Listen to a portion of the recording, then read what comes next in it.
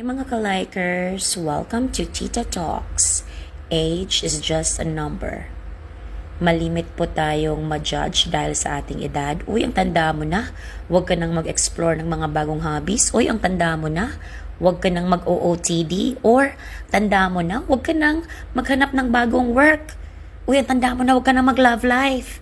No, our age doesn't define us and the things we can do in life. Habang buhay ka pa, gawin mo kung ano ang magpapasaya sa'yo hanggat hindi ka nakakasakit ng iba. Grow, learn, explore life. Okay, create new hobbies.